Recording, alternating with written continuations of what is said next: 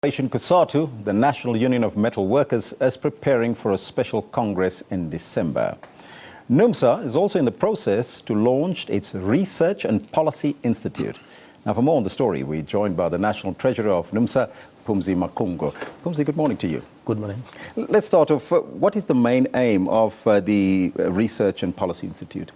Look, as National Union of Metal Workers, we've taken a decision in a national congress last year that in order for us as Numsa members and workers to be able to participate and engage meaningfully with the multinational companies, with some of the policies our own government is able to introduce, we took a decision that we needed then to have this institute. And this institute will be residing in head office, working with various professors and also international unions that we're working with. So how many researchers have you got currently available? At the moment, we've got 6 researchers.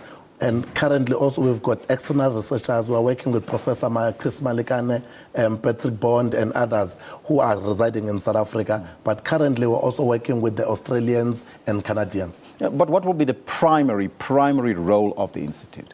The primary role of the Institute is to make sure that it capacitates us as leadership to research. For an example, when we're to go to collective bargaining, you can't just go there without being factual so that we're able to motivate our demands.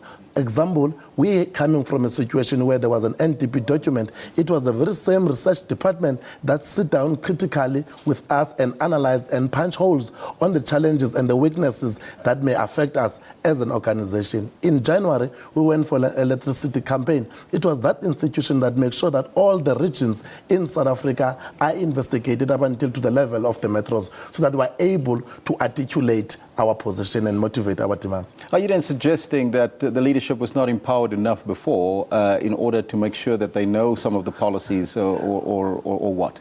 No, not really. Mm-hmm. But look, you must appreciate that we move with times. At the end of the day, we're dealing with various professors, with legal people, with people from government. So we ought to empower ourselves. It is a constitutional requirement of Numsa that we must make sure that we participate in all levels of government so that we're able to change the conditions that faces us as workers. Now, the institution itself is in operation already? Yes, currently it is operational, but what we'll be doing then, starting yesterday, we've launched the institute.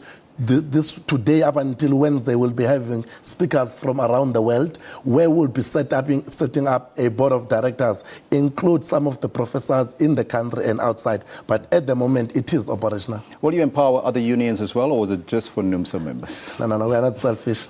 We have requested all affiliates of COSATU, including the office bearers of COSATU, to participate and share experiences. So we are welcome to an open debate and a robust debate in relation to the Institute. Now, we understand that Numsa will convene a special congress in December 2013. What will be on top of the agenda? Look, we've got 6 topics on the agenda. The first one, we currently know, all of us in the country, that there is a crisis in COSATU at the federation level. So we've taken a decision, take stock, what has happened. There is a problem in the alliance. There are economic policies that have been introduced by our own African National Congress government, which we've got a mandate from our own National Congress that took place last year. For an example, we are firm as metal workers that we want to do away with labor broking. We are firm as metal workers. We don't want youth wage subsidy. 2 weeks ago, the Treasury Department has introduced the policy, which we are against. So there are a number of challenges that confront us as Numsa that we felt that we carry our mandate from a national congress. So we've got a duty and the responsibility of engaging with our members and give us a direction how to move forward. Preparing for the next year election, what should be the attitude of Numsa as we used to do in the past? Crisis in the alliance? Elaborate? No, look, it's quite clear. For an example, as Numsa, we've been clear that in relation to the NDP document, where it affects us directly as workers, you listen to the Collins Shabane 2 weeks ago, his articulation, he was ruthless through COSATU that we as COSATU would want to lead government. And we want to say to him, must just relax. We don't want to understand our primary objective is to represent workers. All what we want that as and when there are policies that are against us as workers, any government in this country, we shall be able to take that particular government. Mantashe, for an example, has been ruthless against our own General Secretary, as if Ivan Jim is speaking for himself, and yet he's speaking of more than 320,000 Numsa members. In the Federation, there's been a number of challenges. So we think that there is a crisis. And we cannot be naive and say that there is no crisis. But how do we make sure, as metal workers, we shape ourselves and go to COSATU and shape the tradition of the Federation? You are not for the wage subsidy, for the youth subsidy. Why, as a union, you're supposed to be for people getting more jobs? It is the responsibility of government to create jobs. Our duty is to make sure that we don't want two-tier labor market. For an example, Numsa, in all 4 sectors, we've got collective bargaining. If you look at the current proposal that Pravin Gordhan is having, he's having powers on himself to change any collective bargaining structure so that we may be then, our benefits will be reduced. We don't want two-tier labor market. This will displace old people who have worked so hard for this particular industry. Ours is to make sure that we fight for manufacturing, we fight for industrialization in this country. Now, Zwelinzima Vavi's suspension, does it have anything to do with Numsa's decision to have the special Congress in December? No, not at all. I mean, as Numsa, we've been consistent. Before the National Congress of COSATU, we had our own preference in relation to who's supposed to lead COSATU. We accepted democratic processes. But we believe as Numsa, the crisis in COSATU did not start after Zwelinzima Vavi was suspended. It started immediately in that Congress. After that Congress, if you can check the record, in all the CECs of COSATU, who were unable to discuss and program the resolutions of the Federation. So the issue is not about Zwelinzima, but the issue is about the soul of COSATU. And those that lead COSATU, they must be able, unapologetic, to articulate the Congress resolution and also the CEC resolution. So you think that the Congress in December will solve all these issues?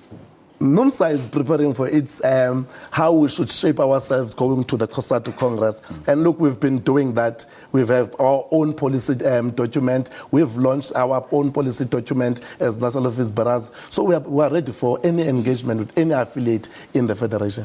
Now, you also have the International Colloquium on building an alternative development paradigm in the changing global political economic context. Explain. Now look, the reality is that Numsa is an industrial union. Majority of the companies that are residing where Numsa is organized are multinational companies, are transnational companies. And therefore we created a relationship because all these big companies are coming from overseas, for an example. So it is important for us to have an institute that is able to empower us with research because there's been a blackmail, for an example, by BMW for the past 2 weeks. When as workers in this country, genuinely after 3 years, we did not place any demands. When you place demands factual as they are, they decided that they are going to blackmail us, that they're going to pull out of the country. What we then did was to make sure that we interact with the counterparts and make sure that BMW, what they've articulated, we refute that because we had facts on our disposal. That is National Treasurer for Numsa, Mpumzi Makungu. Thank you so much for joining us here. Thank you very much. All right.